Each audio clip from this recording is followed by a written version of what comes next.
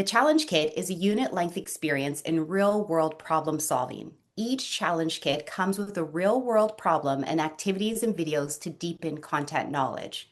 The AfroFuturism challenge kits ask students to create possibilities for how might our school make Black History Month or African Heritage Month and beyond meaningful to our school community. Research shows that by participating students benefit in the areas that support student achievement, including accomplishment, engagement, and mattering. The resource will engage you, students, and the school in meaningful ways. So the challenge kit is not a 1-day or 2-day activity. The kit usually will take about 10 to 20 hours, depending on how much of the Ignite Curiosity content is used. You can think about using the challenge kit starting in September and continuing through and beyond African Heritage Month, or starting in February and carried on throughout the remainder of the year. Most importantly is that this needs to be intentional in nature. It should not feel like a one-off or a checkbox. It isn't meant to be squeezed into a couple of days in February.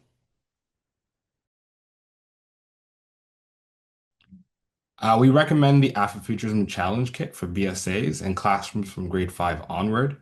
We also ask that all educators thinking about using the kit to please take time to review the learning materials from the Challenge Kit first to ensure that they are age appropriate for your students. And as shared earlier by Tanisha, that you have co-created classroom norms with your students before engaging with the kit. So the short answer is no, you don't need to do all 4 activities. You have the flexibility to pull what works best for your classroom or your BSA. With that being said, the 4 different activities have been prepared from activity 1 to 4 to take your students on a journey moving from uncovering the past to actively designing the future. So here's a brief overview of the 4 activities. First is activity number 1. What is heritage?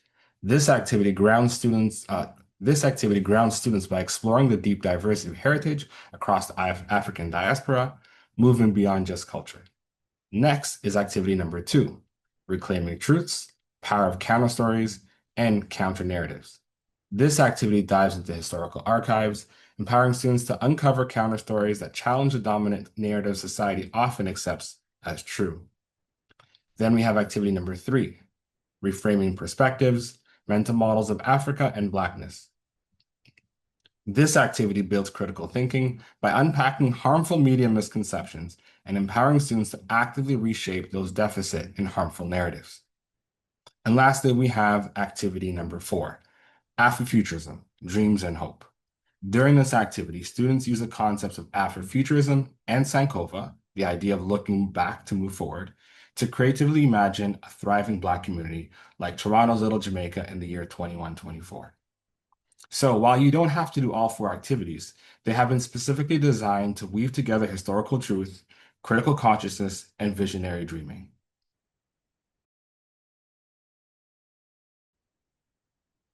There are 2 kinds of final products: student thinking that you can assess and the implementation of ideas. For the implementation of ideas, we call them recommendations so that the organization, your school, can consider the ideas and implement the one or ones that work for you.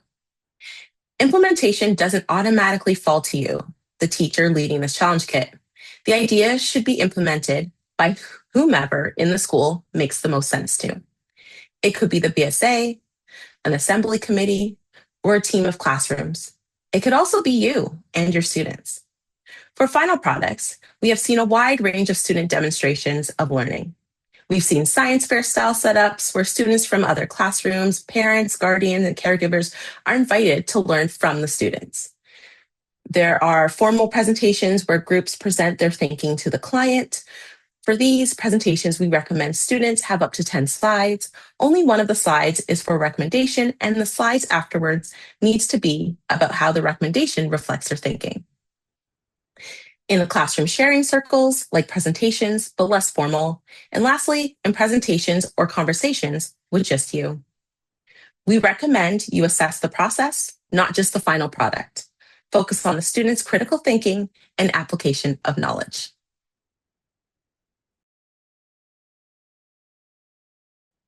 So let's start with the first question. What prep should I do?